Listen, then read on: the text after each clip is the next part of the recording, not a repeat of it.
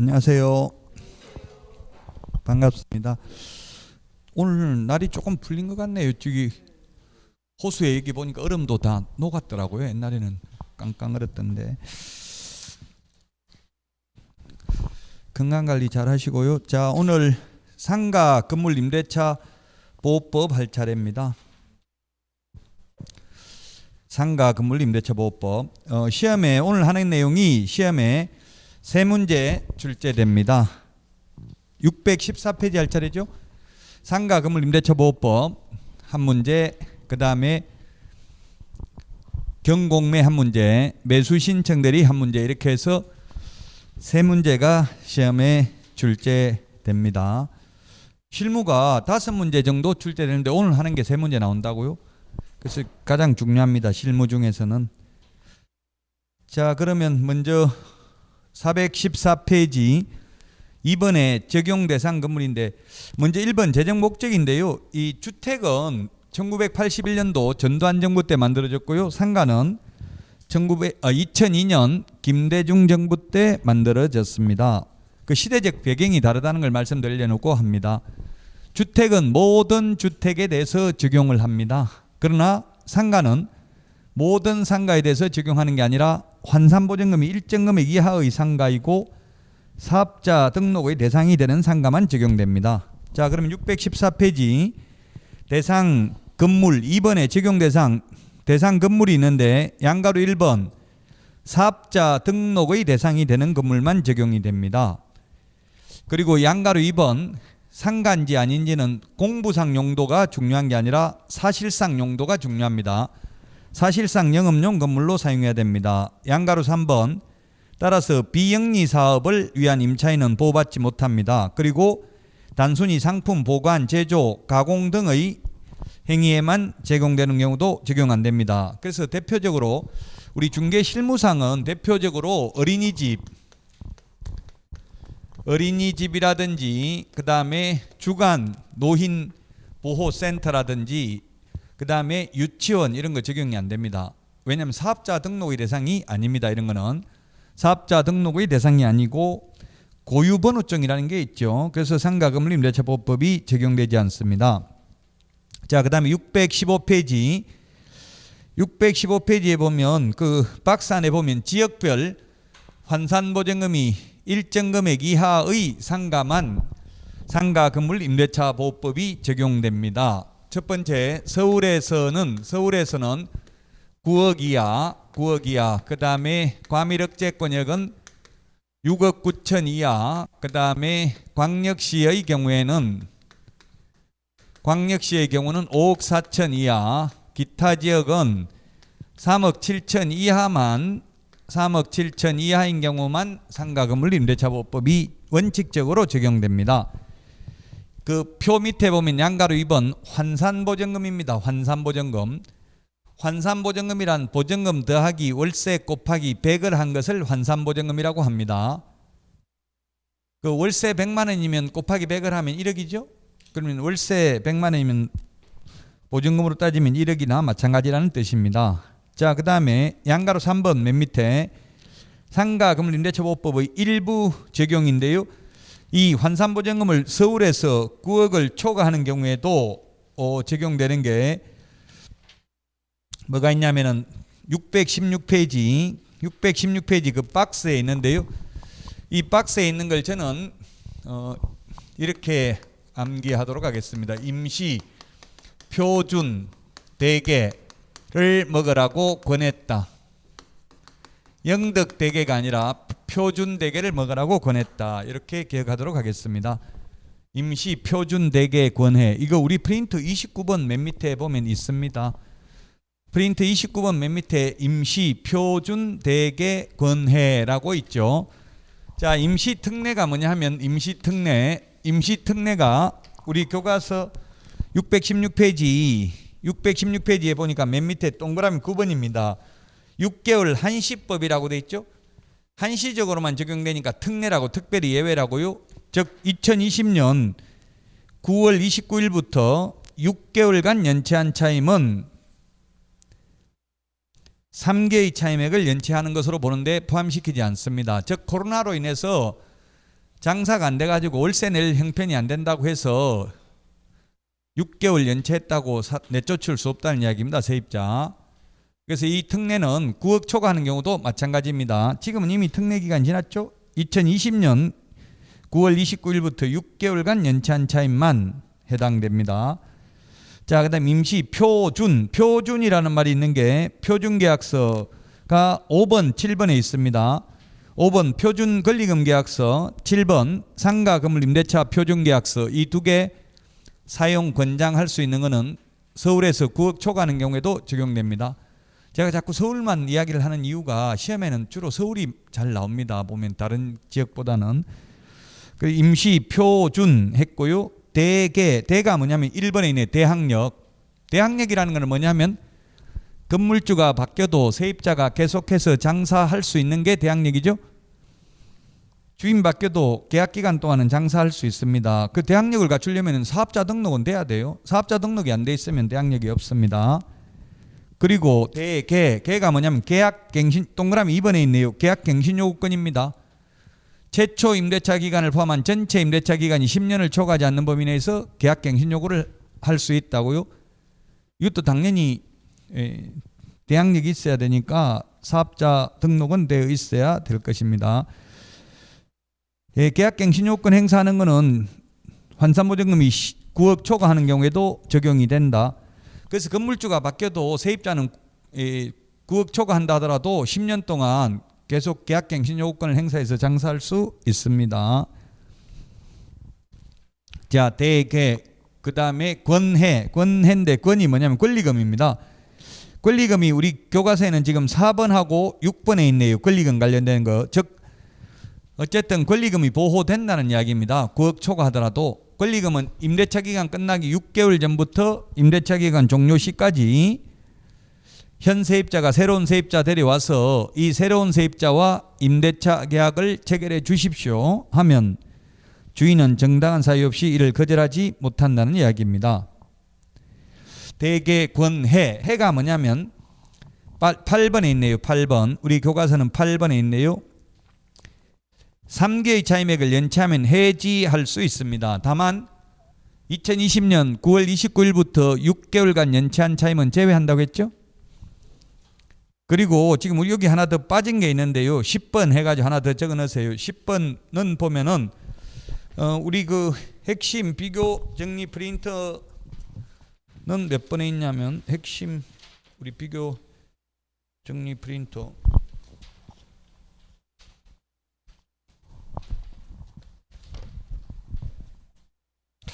프린터를 제걸 없어졌네. 그 3개월을 찾아보세요. 3개월이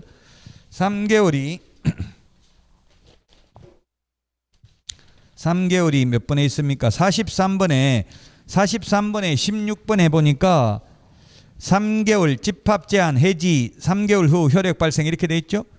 코로나로 인해서 3개월 이상 집합 제한 또는 집합 금지 명령을 받아서 중대한 사유가 발생해서 폐업을 한 경우에는 해지할 수 있다고요. 해지하면 3개월 지나면 효력이 발생한다. 요거는 9억 초과하는 경우에도 적용됩니다. 예, 적어 놓으세요. 거기 10번 하나 적어 놓으세요. 이거는 1월 4일부터 올해 2022년 1월 4일부터 시행되는 내용입니다. 10번 하나 해서 적어 놓으세요. 우리 교과서에는 없죠. 올해 책 나오고 나서 개정된 부분이라고요. 자, 그래서 임시, 표준, 대개, 권해. 해가 그러면 두 개가 되겠죠. 해지할 수 있는 사유 두 가지가 되겠죠. 요건 환산보증금이 일정 금액을 초과하는 경우에도 적용됩니다. 자, 그 다음에 그 밖의 적용 대상 했는데 미등기 전세 3번에 양가로 1번 미등기 전세도 상가건물 임대차 보호법이 적용되고요. 미등기 전세라고 하는 것은 우리 동네 말로만 전세지 실제로는 임대차라는 이야기예요. 채권적 전세라고 하잖아요. 등기 안 돼 있는 거, 전세권 설정 등기가 안 돼 있는 경우. 자, 그 다음에 양가로 2번 법인에 대해서 적용됩니다. 모든 법인 적용됩니다. 그러나 우리 상가의 경우에는 법인은 상가가 아니라 주택의 경우에는 원칙적으로 법인이 적용 안 되고 예외적으로 LH나 지방공사나 중소기업은 적용된다고 했습니다. 대기업은 적용 안 된다고 했습니다. 그러나 상가는 대기업도 적용됩니다. 지난주에 주택 상가 비교하는 프린트 내드렸잖아요. 그 비교하는 거 위주로 보시면 되겠습니다. 양가로 3번 일시 사용을 위한 임대차 이미 명백한 경우에는 상가금을 임대차보호법 적용되지 않습니다. 우리 시내에 다니다 보면 눈물의 폐업 처리 이런 거 해가지고 써붙이는 데 있잖아요. 뭐 3개월 동안 옷 같은 거 무조건 10,000원에 팔겠다 이런 거 해놓은 거 있죠. 그런 거는 소위 깔세라고 하거든요. 그냥 1,000만 원 주고 들어가서 3개월 동안 장사하고 나갈 때 그냥 나가는 거예요. 아무것도 안 받아가지고 나가고. 이미 다 지났잖아요. 다 사골세, 표준말이 사골세인데 외래 수도권에서는 사골세라는 말을 안 하고 깔세라는 말을 많이 하죠. 우리 국어사전에 보니까 사골세가 표준말이더라고요. 깔세는 표준말이 아닌데 오히려 수도권에서는 깔세라는 말 많이 씁니다. 즉 이렇게 일시사용을 위한 임대차임이 명백한 경우는 주택, 상가 모두 적용되지 않는다. 자, 그 다음에 617페이지 임대차 최단기 존속기간입니다. 주택은 2년, 상가는 1년, 지지난주 했던 농지는 3년, 다년생 식물재배지는 5년, 그 다음에 민법 임대차는 최단기, 최장기 모두 존속기간이 민법은 없습니다. 민법 건물전세권은 최단기 1년, 최장기 10년입니다. 민법 지상권은 최장기는 없고 최단기가 경고한 건물은 30년, 목조 건물 15년, 공작물 5년입니다.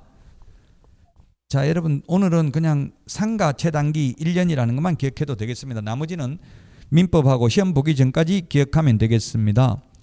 제 강의는 지금 시험에 나올 걸 미리 다 말했기 때문에 3월달 다음 주부터 다시 시작하는데 특별히 더 심화되고 어려운 내용은 사실 없습니다. 그냥 똑같은 내용을 반복합니다. 계속. 물론 개정된 거 이런 것만 추가를 하고요.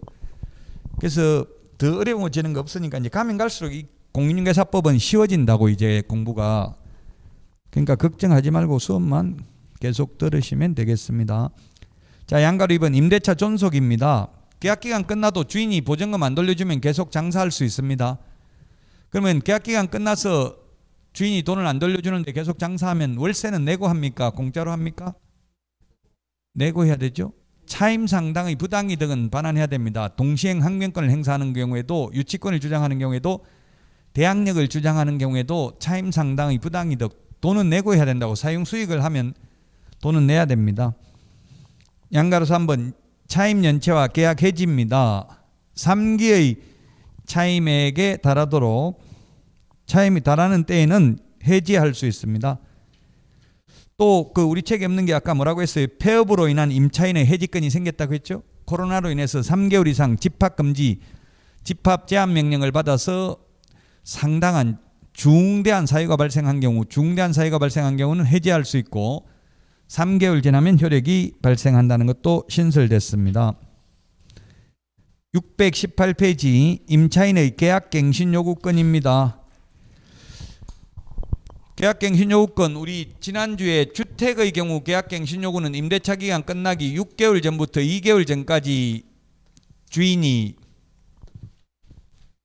세입자가 계약갱신 요구를 할 수 있습니다. 주택은 임대차 기간 끝나기 6개월 전부터 1개월 전까지 갱신 요구할 수 있습니다. 근데 여러분들이 만약 세입자의 입장이라면, 임차인 입장이라면 굳이 주인한테 먼저 계약갱신 요구할 필요 없어요. 주인이 나가라고 하면 그때 계약갱신 요구하겠다 하면 되고, 주인이 말 안 하면, 세입자도 아무 말 안 하면 자동 연장되잖아요. 묵시적 갱신, 법정 갱신. 가장 바람직한 거는 법정 갱신, 묵시적 갱신 되는 게 최고 좋아요. 세입자 입장에서 보면. 그래서 세입자가 먼저 주인한테 연장하겠습니다 이런 말 할 필요 없다고요. 주인이 이제 나갈 거냐 어떻게 할 거냐 물으면 갱신하겠습니다 이렇게 하면 되겠죠. 묻지 않으면 말 안 해도 됩니다. 자, 그 정당한 사유 없이 거절하지 못합니다. 세입자가 갱신 요구하면은. 자, 그 다음에 경매로, 지금 제가 갱신 요구가 지금 618페이지 했죠. 618페이지 갱신 요구 하면 거절할 수 없는데, 그 거절할 수 있는 사유가 8가지가 있네요. 이 8가지가 우리 프린터 54번에 있습니다. 54번 8가지 사유에 해당되면 거절할 수 있습니다. 특히 1번 3개의 차임액에 달하도록 연체한 사실이 있는 경우, 지금 현재 꼭 3개의 차임액을 연체하고 있어야 되는 것은 아니고 과거에 한 번이라도 3개의 차임액을 연체한 적이 있다면 거절할 수 있습니다. 그 다음 2번 거짓 부정한 방법으로 임차한 경우. 3번 서로 합의하여 밑줄 치시고요. 합의하여 상당한 보상을 제공한 경우. 합의하였는데 일방적으로 보상을 공탁한 경우 액수로 출제됐고요. 그 다음에 4번은 임차인이 임대인의 동의 없이 밑줄 치시고요. 동의받아서 전대한 경우는 거절할 수 없습니다. 전대는 세입자가 다시 세를 놓는 걸 전대라고 합니다. 전대차 계약이라고 합니다. 자, 그 다음에 5번은 고의 또는 중대한 과실 밑줄 치시고요. 중대한 과실로 파손한 경우입니다. 중대한이라는 말이 딱 4번 나옵니다. 민법에서 착오로 법률행위 취소하는 경우 중대한 과실이 있으면 취소할 수 없습니다. 표의자에게 중대한 과실이 있으면. 지금 또 상가 건물 임대차보호법에 2번 나오고요. 주택임대차보호법도 중대한 과실이 있으면 계약갱신 요구를 거절할 수 있습니다. 상가는 여기 나오고 또 중대한 과실로 파손하면 권리금 회수기에 보장 안 해줘도 됩니다. 6번 임차한 건물이 전부 또는 일부가 멸실되어 임대차 목적을 달성할 수 없는 경우. 7번 중에서 지금 논란의 대상이 되는 게 현업에서 니은입니다. 건물이 노후, 훼손 또는 일부 멸실되는 등 안전사고의 우려가 있는 경우. 이게 어느 정도 멸실돼야 되는지 어느 정도 훼손돼야 되는지 이런 것 구체적 규정은 없습니다. 사회통념상 판사가 판단해야 될 부분입니다. 자, 그 다음에 양가로 2번 계약갱신 요구는 양가로 2번 최초 임대차 기간을 포함한 전체 임대차 기간이 10년을 초과하지 않는 범위 내에서만 계약갱신 요구할 수 있습니다. 주택은 1회에 하나여 갱신 요구할 수 있죠. 그 주택은 2+2, 2년에서 한 번 더 요구하면 2년 더 살 수 있었습니다. 상가는 상가의 경우에는 10년을 초과하지 않는 범위 내에서 계약갱신 요구를 행사할 수 있습니다. 그 양가로 3번에 보면 갱신된 임대차는 전 임대차와 동일한 조건으로 계약한 것으로 본다. 밑줄 치시고요. 그 다음에 정액 제한은 7조 범위 내에서 5%까지 올릴 수 있다 이 말이에요. 그래서 만약에 처음에 6년 계약 체결했으면 계약갱신 요구 못합니다. 왜? 동일한 조건으로 계약한 걸로 본다고. 6년 계약했으면 6년 연장하는 걸로 본다고요. 근데 합해버리면 최초 임대차 기간을 포함해 전체 임대차 기간 10년을 초과하면 안 된다 했죠. 이게 12년 되니까 안 된다고요. 그럼 5년 계약했으면 5년 연장할 수 있는 거고요.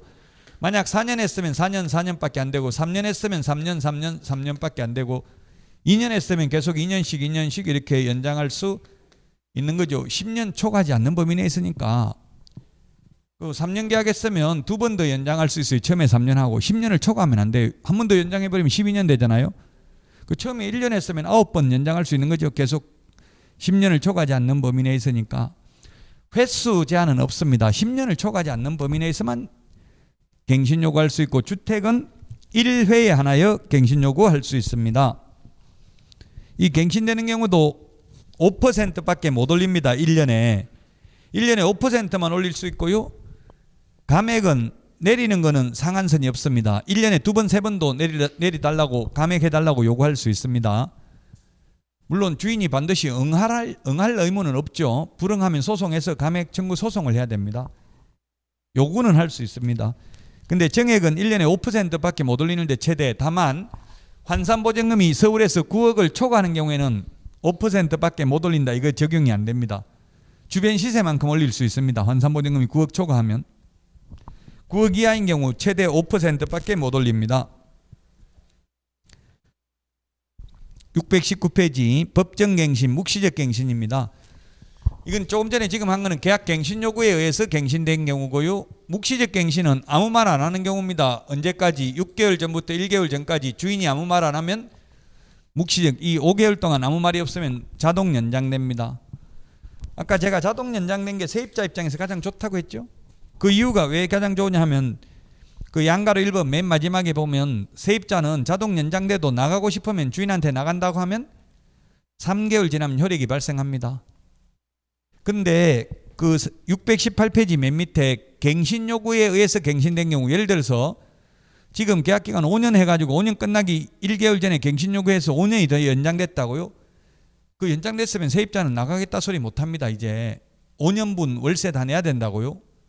근데 묵시적 갱신되면 1년이 연장되거든요. 1년 더. 만약에 계약 기간이 그게 보면 존속 기간은 1년으로 본다 있죠. 양가로 1번 네 번째 줄에 묵시적 갱신되면 존속 기간이 예를 들어서 처음에 6년 계약해도 자동 연장되면 또 6년 연장되는 게 아니라 1년이 연장된다고요? 1년 연장되는데 세입자가 나가고 싶으면 주인한테 나간다고 하면 3개월 지나면 효력이 발생해요. 근데 계약 갱신 요구에 의해서 갱신된 경우에는 임차인도 해지 못한다고요.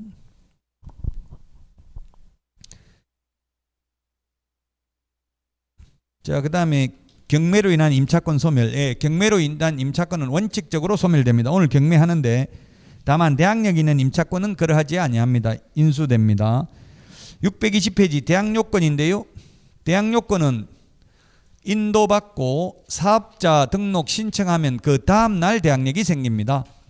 주택은 이사하고 전입신고하면 다음 날이라고 했습니다. 그 대항력 프린트 지난주에 내드린 거 주택 상가 비교해서 보실 수 있습니다.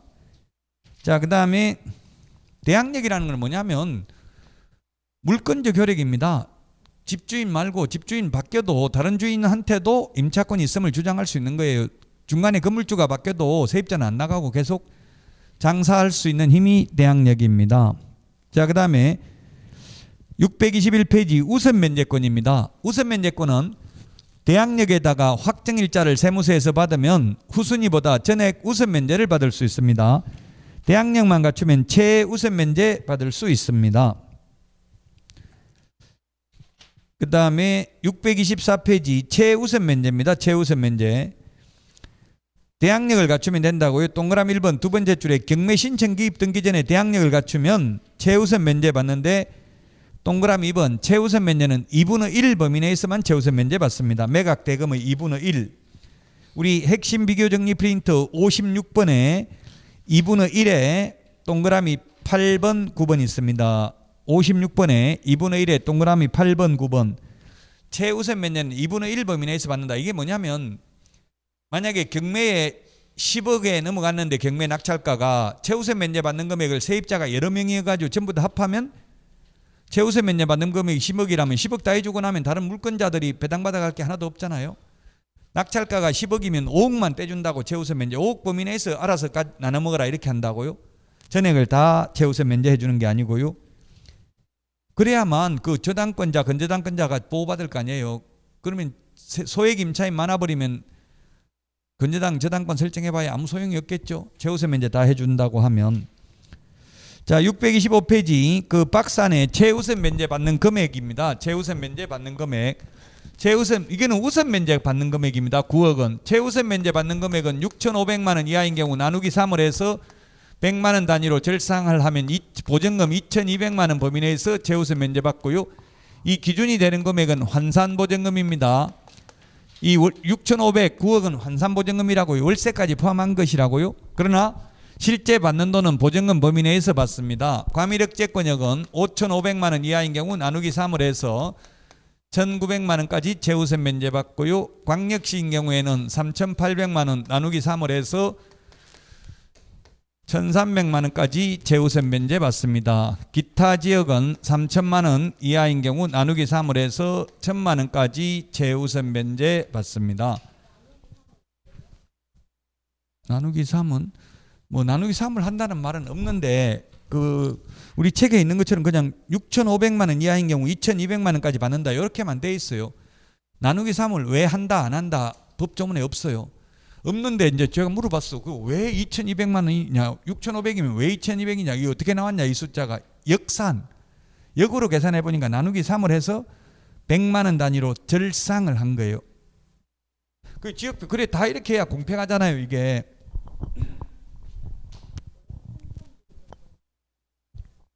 어디 있는데 그 말이 어디에 몇 페이지요?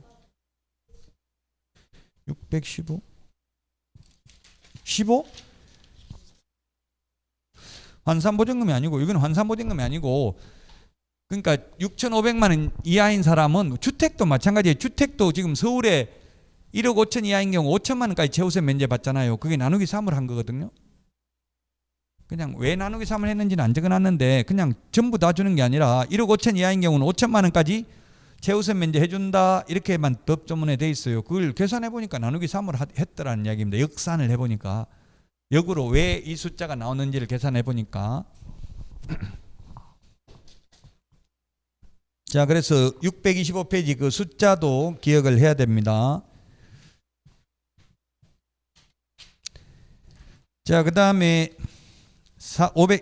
626페이지 그 3번 보증금 반환 청구 소송 등인데 이건 시험에는 거의 안 나왔어요. 우리 프린트 오늘 내드린 건 있는데 소액사건 심판법 준용했는데 3천만 원 이하인 경우는 빨리 재판한다는 이야기고요. 시험에 안 나왔으니까 넘어가고 627페이지 임차권 등기명령 이거는 주택임대차보호법하고 똑같습니다. 주택임대차보호법하고 똑같습니다. 그래서 양가로 1번 계약기간 끝나도 주인이 돈을 돌려주지 않는 경우에만 등기를 할 수 있습니다. 그 다음에 양가로 3번 628페이지 임대인에게 그 비용을 청구할 수 있습니다. 그 다음에 2번에 양가로 1번 임차권 등기명령에 의한 등기를 하면 대항력과 우선면제권을 취득하게 되고 이미 취득하고 있는 사람은 존속하게 됩니다. 양가로 2번 임차권 등기명령에 의해서 등기되어 있는 집에 새로 입주를 한 세입자는 최우선 면제는 못 받습니다. 자기보다 후순위 거질 자보다 우선 면제는 받을 수 있습니다. 양가로 3번 임차권 등기가 되어 있다 하더라도 임의경매 신청권은 없습니다. 강제경매는 물론 신청할 수 있겠죠. 임차보증금 반환 청구 소송에서 승소 판결문을 받아서 강제경매를 신청할 수 있을 뿐입니다. 전세권은 별도로 소송하지 않고도 곧바로 임의경매를 신청할 수 있죠. 근데 임차권은 돈 안 내준다고 해서 바로 경매 넘길 수는 없습니다. 자, 그 다음에 628페이지 맨 밑에 민법 621조에 따른 등기 이거는 우리 등기법에서는 임차권 설정 등기라고 합니다. 설정 등기는 등기 권리자, 등기 의무자가 합의를 해서 하는 등기는 언제든지 가능한데 명령 등기는 재판에 의한 등기입니다. 단독으로 하는 겁니다. 등기 권리자 단독으로. 그래서 반드시 계약기간 끝나야만 할 수 있고요. 명령에 의한 등기든 설정 등기든 등기의 효력은 똑같습니다. 둘 다 대항력을 취득하고 우선면제권 취득하고 있는 사람은 존속하는 것이 똑같습니다.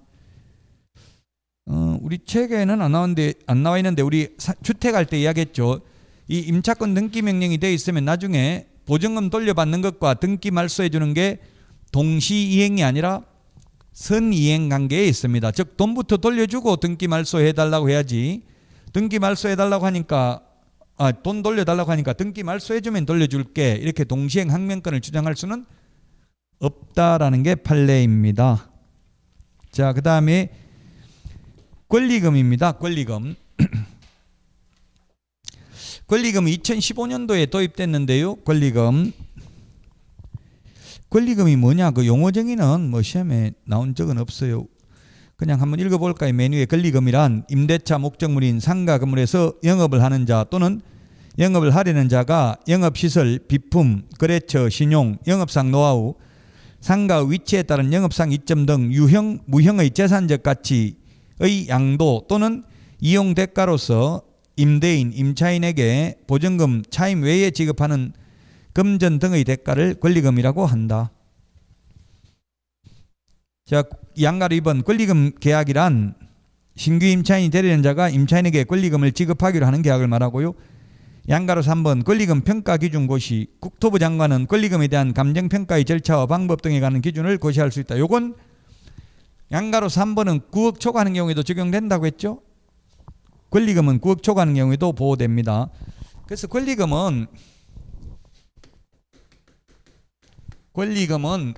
통상 시장에서는 세 가지를 권리금이라고 합니다. 바닥 권리금, 지리적 이점, 그 다음에 시설 권리금, 비품, 그 다음에 영업 권리금. 영업 권리금이 영업상 노하우, 거래처, 신용 이런 게 되겠습니다. 이걸 통칭해서 권리금이라 하고요. 그래서 현업에서는 보통 권리금은 1년간 순이익이 권리금으로 보통 책정되어 있습니다. 그러면 1년에 권리금 만약에 여러분들이 중개업소를 인수하는데 권리금 1억 달라고 하면 얼마 벌리는데요? 순이익이 얼마인데요? 매출액이 얼마인데 물어봐야 돼요. 그러면 순이익이 1억이 돼야 되고요. 그럼 순이익이 1억이라고 하면 그럼 1억이라는 거 근거 좀 보여줄 수 있나요? 물어봐야 돼요. 원래 실사를 해야 돼요. 권리금 주려면은. 그래놓고 그 권리금 계약서에 다 적어야 돼요. 매출액이 얼마다. 그런 걸 다 적어놓으면 나중에 속였으면 사기죄로 처벌받을 수도 있어요. 판례가 있어요. 식당에서 권리금 많이 받으려고 식당이 권리금 많이 받으려면 뭐 해야 돼? 손님이 많이 와야 많이 받잖아요. 그래서 그 짓으로 자기 가족, 친인척 막 카드 매출전표로 다 끊어가지고 그 밥 먹은 걸로 계산한 거예요. 뭐 카드 수수료만 내면 다시 다 어차피 또 현금으로 돌려받는 거잖아요. 권리금 많이 받으려고 1년 동안 그렇게 부풀렸어요. 매출액을. 그래가지고 나중에 사기죄로 처벌받았어요. 그러니까 여러분들이 권리금 줄 때는 그냥 말로만 대충 할 게 아니라 이런 거 매출액이 얼마다 이런 걸 다 적어놔야 나중에 그게 틀리면 사기죄로 고소할 수도 있다는 이야기입니다. 중개업소도 그런 중개업소 많아요. 예를 들면 여러분들 이제 합격하면 팔아먹으려고 차려놓고 계약서 쌓아놓고 이거 작년에 다 계약한 거다 이렇게 한다고요. 그러면 그럴 것 같으면 사장님 그럼 제가 그 아무거나 임의로 진짜 계약 맞는지 전화해봐도 됩니까? 물어봐야 돼. 그럼 불쩍 뛰고 뭔 소리 하냐 이러면 속인 걸 가능성이 많잖아요. 예 알겠습니다. 그러면 안 하겠습니다. 그럼 뭐 정확하게 저는 정확한 걸 좋아하기 때문에 명확하게 실사를 해봐야 되겠습니다. 이런 식으로 이야기하면 돼요. 많아요. 꼭 뭐 중개업소 들어가려고 그 사는 건 집이든 중개업소든 아파트든 살 때는 많다고요. 팔기가 힘들지 사는 거는 쉬워요. 돈 있으면 뭐든지. 팔기가 힘들다고요. 한번 사고 나면 마음대로. 저도 부동산을 사는 게 두려운 게 여러분들은 지금 젊은 분들은 올라가는 것만 보고 내려가는 걸 못 봤잖아요. 이 부동산이. 그러니까 막 투자하려고 연끌 매수를 하는데 저는 10번 넘게 투자해가지고 손해를 더 많이 봤어요. 사실 이익 보는 것보다. 그러니까 무섭다고 이제 내가 사고 나면 그 다음부터 거래 안 돼. 팔지도 못하고. 그러면 뭐 싸게 손해보고 팔 수밖에 없잖아요. 이자는 계속 나가고 있고 여윳돈이 있어서 한 게 아니기 때문에. 항상 그래서 내려갈 수도 있다는 전제하에서 투자를 해야 됩니다. 자, 그 다음에 양가로 1번 권리금 회수 기회 방지입니다. 임대인은 임대차 기간 끝나기 6개월 전부터 임대차 종료 시까지 다음 어느 하나에 해당하는 행위를 함으로써 권리금 계약에 따라 임차인 주선한 신규 임차인 대리는 자로부터 권리금 지급받는 것을 방해해서는 아니 된다. 다만 계약 갱신 거절 사유 어느 하나에 해당하는 경우에는 그러하지 아니하다. 계약 갱신 거절 사유가 8가지가 있었잖아요. 3개의 차임에게 이르도록 차임을 연체한 경우 이런 경우는 권리금 회수 기회에 보장 안 해줘도 됩니다. 그 권리금이 옛날 2015년도에 도입됐는데요. 5월 달에. 옛날에는 제가 2014년도 계약할 때는 주인이 어떠한 경우에도 권리금 인정하지 않는다 이런 거 특약 넣으라고 하더라고. 계약서에. 그렇게 특약 넣어도 세입자들끼리 몰래 암암리에 주고받았어요. 권리금을 옛날에는. 근데 지금은 이게 합법화됐기 때문에 이제 암암리에 하기가 좀 어렵습니다. 그래서 오히려 지금은 권리금 받아가기가 더 어렵다는 게 현실입니다. 옛날보다. 이 법이 양성화되고 나서 오히려. 왜냐하면 지금 밑에 박스의 4가지 행위만 하면 안 되고 그 외에 권리금 회수 기회를 보장 안 해줘도 되는 예외가 더 많다고요. 갱신거절 사유 8가지 우리 프린트 54번에 있는 거 거짓 부정한 망보로 임차한 경우 고의 또는 중대한 과실로 파손한 경우 임대인 동의 없이 전대한 경우 이런 경우는 권리금 회수 기회 보장 안 해줘도 된다고요. 8가지. 자 그러면 629페이지 맨 밑에 박스 동그라미 1번 임차인이 주선한 신규 임차인이 되려는 자에게 권리금을 요구하거나 임차인이 주선한 신규 임차인이 되려는 자로부터 권리금을 수수하는 행위. 주인이 직접 권리금 받고 세입자 못 받아가게 하면 안 된다고요. 그 다음에 2번 임차인이 주선한 신규 임차인이 되려는 자로 하여금 임차인에게 권리금을 지급하지 못하게 하는 행위. 3번 임차인이 주선한 신규 임차인이 되려는 자에게 상가 건물에 관한 조세공과금, 주변 상가 건물의 차임 및 보증금, 그 밖의 부담에 따른 금액에 비추어 현저히 고액 밑줄 치세요. 현저히 고액이 높은 금액이죠. 높은 금액의 차임과 보증금을 요구하는 행위. 자 그래서 지금 이게 무슨 말이냐면 권리금 회수 기회만 보장해 주는 거예요. 권리금 회수 기회만 보장해 주는 거기 때문에 즉 계약기간 끝나기 6개월 전부터 임대차 종료 시까지 6개월 동안 현 세입자가 새로운 세입자를 데려와서 주인한테 이 새로운 세입자하고 제가 권리금 계약 체결하고 권리금을 받겠습니다. 그러면 건물주께서는 이 새로운 세입자와 임대차 계약을 체결해 주십시오 하면 주인은 정당한 사유 없이 거절하지 못한다. 그러나 3개의 차임액을 연체한 경우 등 8가지 사유에 해당되면 거절해도 된다. 자, 근데 고액, 현재의 고액을 올리면 안 돼, 고액으로 올리면 안 된다고 돼 있잖아요. 그럼 지금 현 세입자 100만 원 월세 있는데 주인이 협조 안 하면 그래서 권리금 받아가기 어렵습니다. 그럼 새로운 세입자 데리고 오려고 하는데 주인님께서는 얼마 월세 받으려고 생각하고 있습니까? 저한테는 100만 원인데 그대로 계속 받을 건지요? 물어봐야 되잖아. 그래야 세입자 데려올 때 월세가 얼마라고 말을 해줄 수 있잖아요. 그럼 여러분이 주인이면 권리금 못 받게 하려면 어떻게 하면 돼? 데려오긴 아니라 데려오지도 않고 뭐 벌써 헛소리하고 앉았냐 이렇게 그런 식으로 말하는 거 보면 아 이거 권리금 받아가기 어렵겠다 이 느낌적으로 알 수 있어요. 주인 협조 없이는 힘들어요. 그러면 모르기 때문에 새로운 세입자를 데려오면서 뭐라고 해야 돼? 나는 100만 원 지금 월세에 있는데 아마 주인이 조금 얼마 올릴지는 모르겠지만 좀 올릴 것이다. 올릴 가능성이 있다. 이렇게 말할 수밖에 없잖아요. 근데 주인이 새로운 세입자 데려오니까 150만 원 받으면 돼요? 안 돼요? 150 받으면. 지금 현저히 주변 시세에 비추어 현저히 높게 올리면 안 된다고 돼 있는데 150 받으면 돼요? 안 돼요? 될 수도 있습니다. 물론 안 될 수도 있습니다. 그러면 주인은 주변 시세 다 150만 원이다. 지금 이것도 싸게 받는 것도 하면 됩니다. 그럼 현 세입자는 주변 시세가 100만 원도 안 된다는 걸 입증해야 돼. 150만 원이 아니고 아주 싸다는 걸 입증해야 돼요. 그거 입증하고 소송하고 싸우는 사이 6개월 다 지나가 버린다고요. 그래서 주인 협조 없이는 힘들다는 이야기입니다. 현저히 높은 게 뭐 50% 올리면 안 된다, 30% 올리면 안 된다 이런 구체적 규정이 없어요. 주변 시세에 비해서 현저하게 높게 올리면 안 된다는 이야기거든요. 그 현저한 게 몇 퍼센트 높게 올린지 구체적 규정은 없다. 그래서 다툼의 여지가 있다. 그 결론은 주인 협조 안 하면 받아나가기 어렵다. 그 다음에 4번 그 밖에 정당한 사유 없이 임대인이 임차인 주선한 신규 임차인 대리는 자와 임대차 계약 체결을 거절하는 행위 하면 안 됩니다. 요 4가지는 하면 안 되는데요. 그 다음에 8가지 예외 있었죠. 계약갱신 요구 거절할 수 있는 사유 8가지 해당되면 권리금 회수기에 보장 안 해줘도 되죠. 또 예외가 630페이지 보면 예외가 4개나 또 있네요. 박스 안에 메뉴에. 이 4개에 해당되면 또 권리금 회수기에 보장 안 해줘도 됩니다. 박스 안에 동그라미 1번 임차인이 주선한 신규 임차인이 되려는 자가 보증금 또는 차임을 지급할 자력이 없는 경우. 자력이 뭡니까? 경제적 능력, 즉 월세 낼 능력이 없는 경우.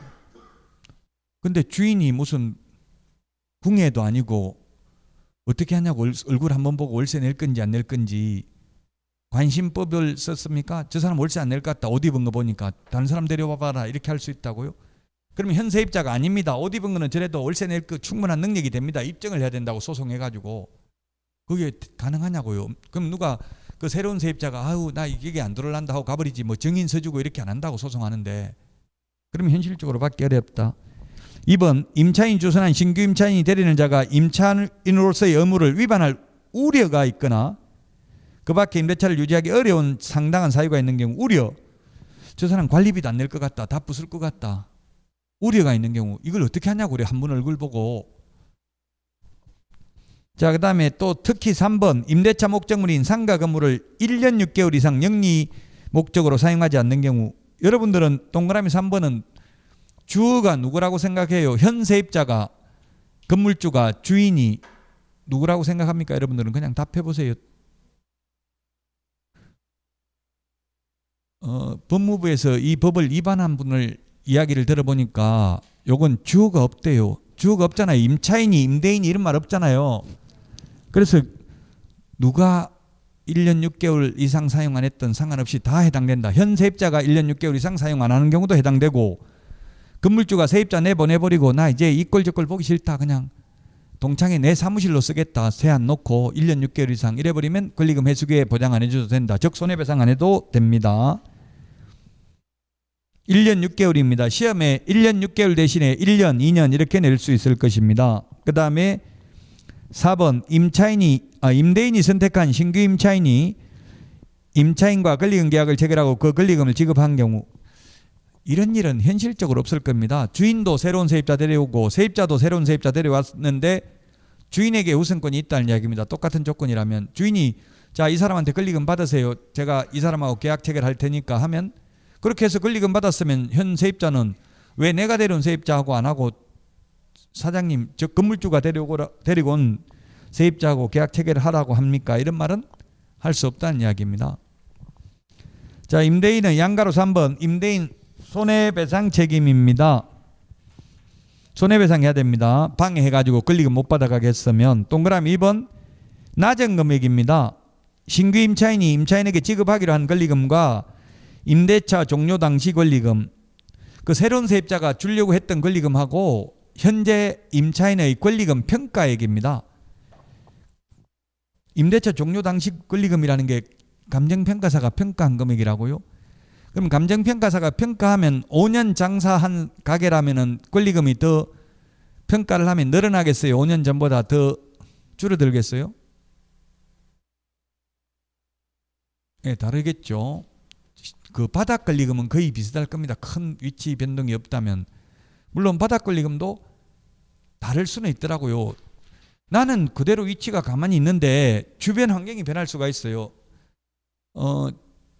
제가 그 어제 강의했던 학원을 보니까 완전히 위치가, 학원은 그 자리에 있는데 그 앞에 학교가 있을 때, 학교 여자 고등학교가 있을 때요. 근데 학교가 단도로 이전해 버리는 거예요. 학교가 있을 때는 그 학원가가 엄청나게 잘 됐었어요. 그래서 권리금도 비싸고 월세도 많이 받는데 학교가 옮겨가 버리니까 완전 설렁화돼 버렸어요. 그러면 그게 지리적 위치도 더 안 좋아졌겠죠. 똑같이 나는 가만히 있는데 안 움직이고 있음에도 불구하고. 다른 앵커 테넌트라고 하잖아요. 앵커 테넌트. 예를 들면 내 건물에 지금 스타벅스가 입점해 있다가 갑자기 거기 나가버렸다고요. 그럼 나는 건물이 그 자리에 그대로 있어도 오히려 그 권리금이 내려갈 수 있어요. 그 앵커 테넌트라고 하는데 그 은행이라든지 스타벅스나 이런 거는 건물주 입장에서는 월세를 비싸게 받겠어요? 싸게 받겠어요? 싸게 받는다고 했죠.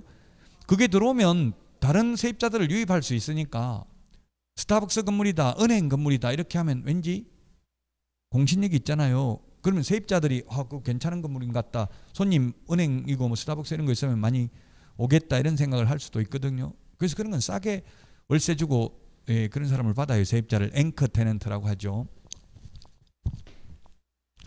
자, 어쨌든 시설 권리금은 감가상각이 되니까 내려갈 것이고 영업 권리금은 영업을 잘했으면 올라가겠죠. 못했으면 내려갈 거고요. 어쨌든 낮은 금액을 넘지 못합니다. 현 세입자가 받을 수 있는 금액은 새로운 세입자가 지급하려는 권리금하고 현재 권리금 평가액 중에서 낮은 금액을 넘지 못하고요. 동그라미 3번 손해배상 소멸시효는 3년입니다. 3년 지나면 시효로 소멸합니다. 자, 그 다음에 맨 밑에 양가로 5번 권리금 보호 적용 제외 또 예외입니다. 권리금 회수기에 보장 안 해줘도 되는 게 박스 안에 맨 밑에 유통산업발전법에 의한 대규모 점포, 준대규모 점포입니다. 그게 뭐냐면 백화점 할인 매장입니다. 백화점 할인 매장에 있는 임대 매장들은 권리금 보호 안 됩니다. 백화점도 임대사업장이죠. 근데 그 백화점은 매장 위치를 한 달에 2번씩 바꿔버려요. 그래서 왜냐면 에스컬레이터 앞이나 엘리베이터 앞에 이런 데가 아무래도 장사가 더 잘 되잖아요. 그래서 위치를 바꾸고 이런 데는 권리금 보호가 안 된다. 다만 그 왼쪽에 보니까 주의해가지고 전통시장은 제외라고 돼 있어요. 전통시장이 제외라는 말은 전통시장은 권리금 회수기회가 보장된다. 전통시장도 유통산업발전법에 의한 준대규모 점포가 될 수 있는데 맨 왼쪽 밑에 전통시장 나와 있잖아요. 그 날개에 나와 있죠. 전통시장이 제외라는 말은 전통시장은 권리금 보호된다는 뜻입니다. 전통시장도 준대규모 점포에 해당될 수 있다. 준대규모 점포, 대규모 점포 이게 뭐 면적이 3,000제곱미터 이런 게 있어요. 시험에 안 나오니까 면적까지 암기할 필요 없다고요. 어쨌든 전통시장은 권리금 보호된다. 그 다음 맨 밑에 동그라미 2번 국유재산, 공유재산은 권리금 보호가 안 됩니다. 인천 부평 지하상가, 서울 고속버스 터미널 지하상가, 대구 바늘땅 지하상가, 부산 서면 지하상가, 남포동 지하상가 이런 거 공유재산입니다. 땅 밑에 도로 밑에 있는 거잖아요. 개인 게 아니고 그 밑에 지하상가 있는 것도 지금 보니까 전대를 해가지고 다 권리금 주고 들어왔다 하더라고요. 근데 나중에 권리금 보호 못 받아요. 공개입찰 방식으로 세입자를 모집해요. 나중에. 그런 데는 권리금 보호 못 받는다. 국유재산, 공유재산. 자, 그다음에 631페이지 표준 권리금 계약서 작성입니다. 표준 권리금 계약서는 주어가 국토부 장관입니다. 상가 건물 임대차 표준 계약서는 주어가 법무부 장관입니다.